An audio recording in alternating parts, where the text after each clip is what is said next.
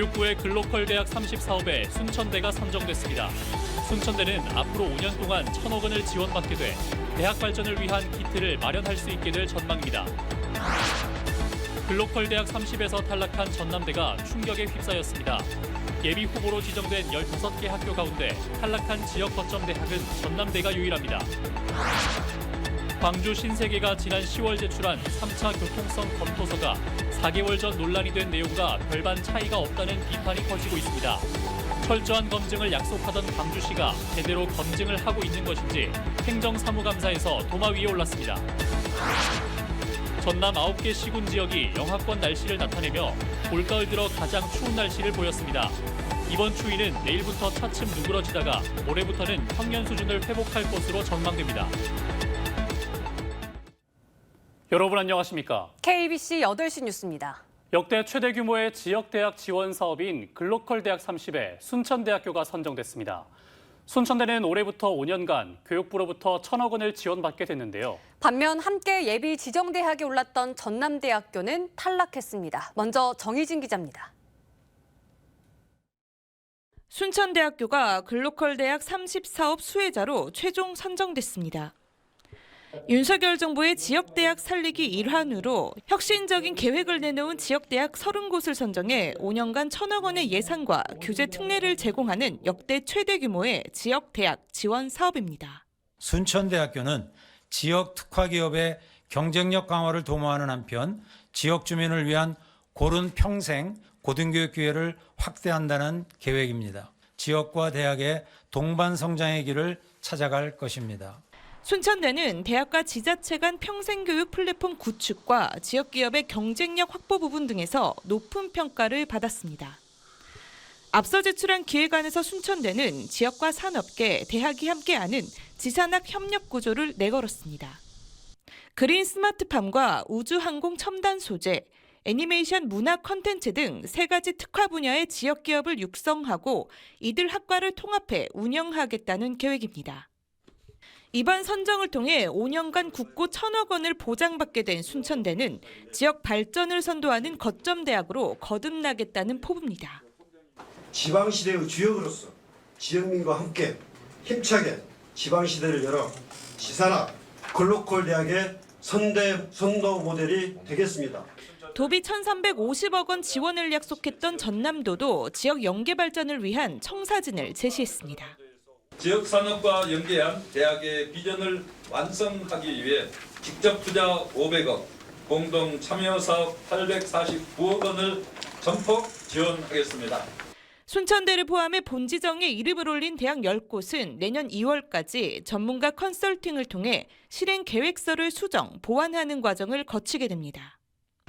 반면 함께 예비 지정 대학에 올랐던 전남대학교는 최종 탈락했습니다. KBC 정의진입니다. 전남대는 충격적인 탈락 소식에 당혹스러운 기색을 감추지 못하고 있습니다. 다른 지역 대학들 역시 마찬가지인데요.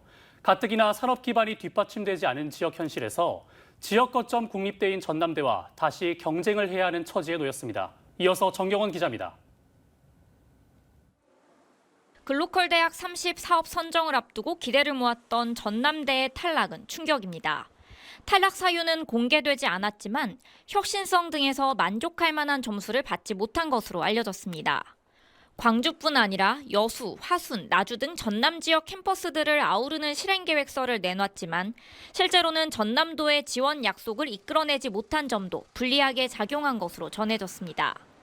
또 대학과 지자체가 인재 양성과 연구 개발에 협력하는 지역 혁신 플랫폼 사업에 참가한 전남대 교수 등이 횡령 혐의를 받고 있는 점도 감점 요소로 작용했다는 추측도 있습니다.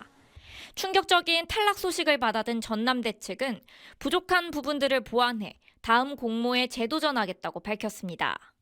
당혹스러운 건 전남대만이 아닙니다.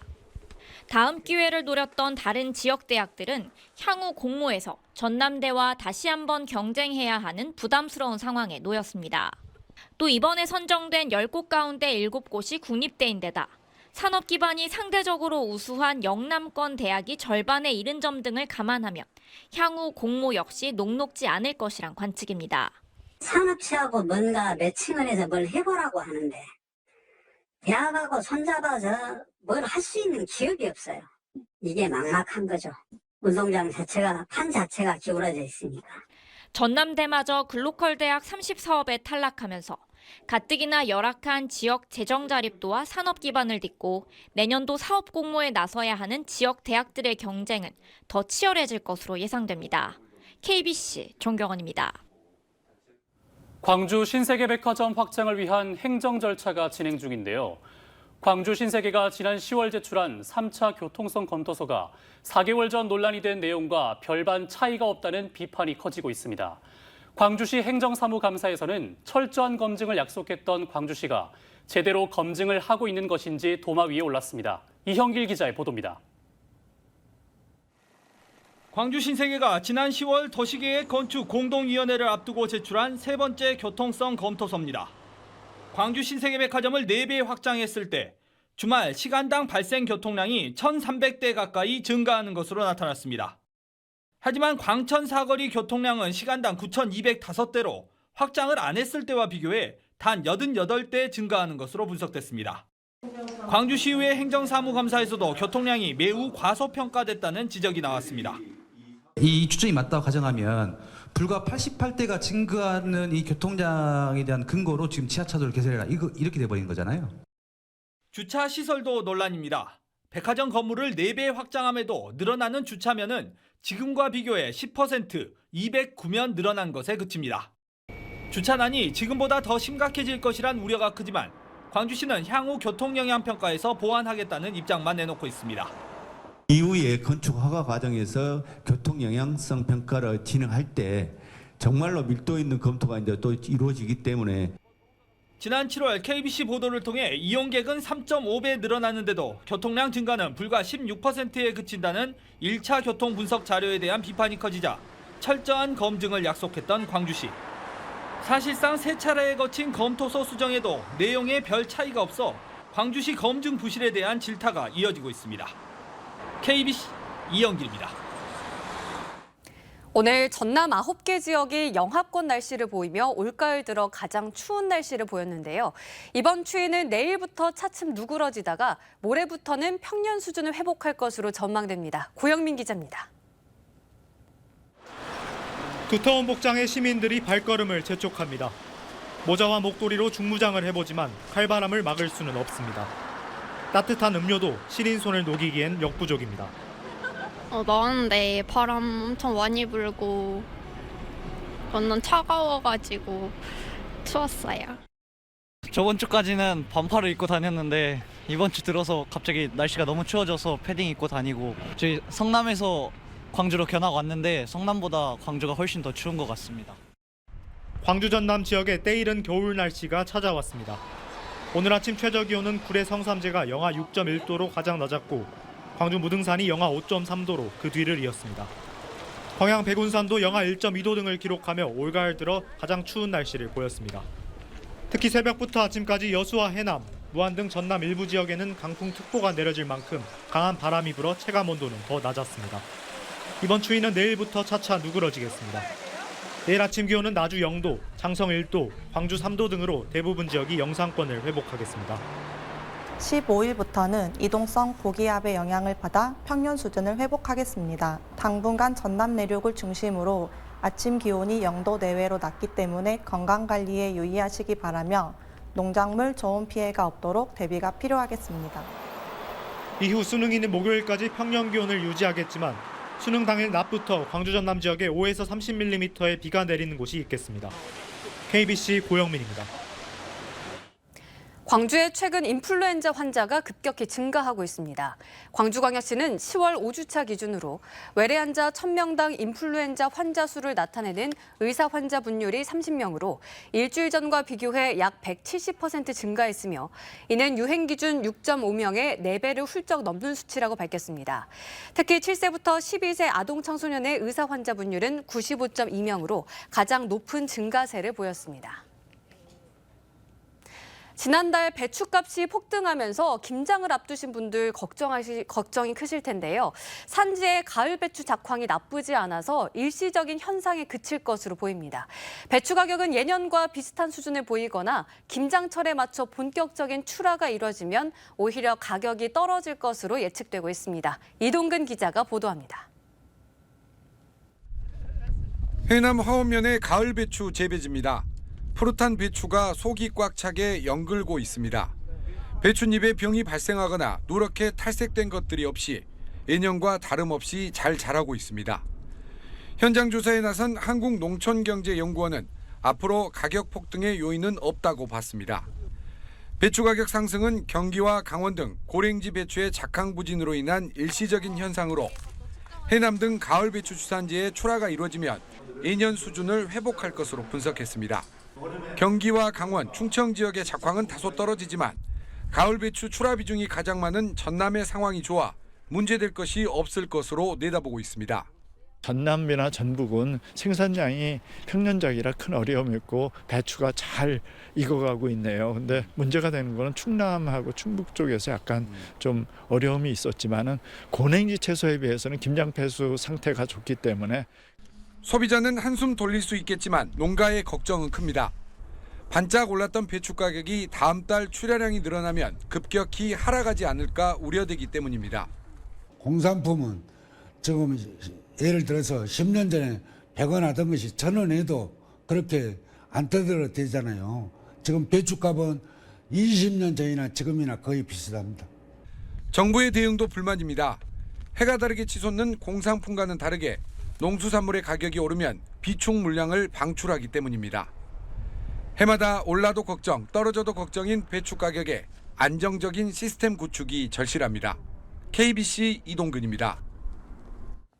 양계장과 돈사에서 각각 화재가 발생해 수억 원이 넘는 재산 피해가 났습니다. 오늘 새벽 5시쯤 영암군 덕친면의 한 양계장에서 불이 나 양계장 10개 동과 닭 8만여 마리가 타 소방서 추산 9억 5천만 원의 재산 피해를 낸 뒤 2시간 20여 분 만에 꺼졌습니다. 새벽 3시 반쯤엔 곡성군 오산면의 한 돼지 축사에서 화재가 발생해 축사 1개동과 새끼 돼지 2,500여 마리를 모두 태워 소방서 추산 5억 2천만 원의 재산 피해를 낸 뒤 3시간여 만에 진화됐습니다. 목포 해상에서 시신 한 구가 발견돼 해경이 수사에 나섰습니다. 오늘 오전 11시 반쯤 목포시 연산동 인근 해상에 시신이 떠다닌다는 신고로 출동한 목포해경이 시신을 인양했지만 부패 상태가 심해 정확한 신원 파악에는 시간이 걸릴 것으로 예상됩니다. 해경은 국립과학수사연구원에 부검을 의뢰하는 한편 정확한 경위를 조사하고 있습니다. 전남도 내 16개 군 의료 취약지의 건강 의료 서비스를 위한 찾아가는 전남 건강버스 출발식이 오늘 전남도청에서 열렸습니다. 2022년 지방인구 소멸 대응기금 사업으로 선정돼 운행에 들어간 전남 건강버스는 골밀도 측정기와 심전도, 한방 의료기기 등을 갖췄습니다. 또 순천의료원과 강진의료원은 각각 동부와 서부권 8개 군을 방문해 의료 서비스를 제공할 예정입니다. 세종요양병원이 2023 광주광역시 관계인 소방훈련 경진대회에서 최우수상을 수상했습니다. 세종요양병원은 병실과 샤워실에서 화재가 발생한 것을 가정하고 진행된 이번 평가에서 신속히 초기 진화에 나서고 환자들을 안전하게 대피시키는 모습을 연출해 높은 평가를 받았습니다. 한편 광주시 관계인 소방훈련 경진대회는 재난 발생 시 큰 피해가 우려되는 소방 대산물 관계인의 소방 업무 관심도를 높이고 초기 대응 역량을 강화하기 위해 마련됐습니다. 전라남도교육청이 해외 유학생 유치를 위한 전남국제직업고등학교 신설을 추진합니다. 전라남도교육청은 오늘 전남교육청 교육연구정보원에서 전남국제직업고 신설 추진협의회를 갖고 오는 2028년 개교를 목표로 전남형 모델 개발과 단계별 추진 방향 설정, 해외 유학생 유치 활동 계획 등을 논의했습니다. 5.18 성폭력 피해자들의 피해 보상을 돕기 위해 광주시의회와 각계 단체가 손을 잡았습니다. 광주시의회 5.18 특별위원회는 오늘 광주시 민주사회를 위한 변호사 모임 광주전남지부, 광주전남여성단체연합과 함께 5.18 성폭력 피해자들의 보상 절차를 지원하는 업무 협약을 맺었습니다. 민변과 여성단체는 피해자들이 보상심의 과정에서 겪을 추가 피해를 방지하기 위해 법률 절차와 심리 상담을 지원합니다. 정부의 예산 삭감 기조 속에 광주 5.18 관련 사업이 전면 축소될 위기에 처했다는 주장이 나왔습니다. 정다은 광주광역시 의원은 행정사무감사에서 국립트라우마센터의 경우 설립 타당성 조사 당시보다 예산이 5분의 1로 줄어 사업 목적에 맞는 운영이 불투명한 상황이고 5.18 국제연구원도 재단 내부의 인원 3명 규모로 축소돼 정상적 운영이 어려울 것이라고 말했습니다. 광주 송정 역세권 발전과 금호타이어 이전을 위한 범시민 운동본부가 출범했습니다. 광주 송정 역세권 발전 범시민 운동본부는 광주 광산구청에서 출범식을 열고 하루 평균 2만 2천여 명이 이용하는 광주 송정역의 열악한 인프라를 개선하고 금호타이어 광주 공장을 이전하기 위해 뜻을 모으기로 했습니다. 이어 범시민 운동본부는 시민 주도의 광주 송정 역세권 발전 활동을 펼칠 계획입니다.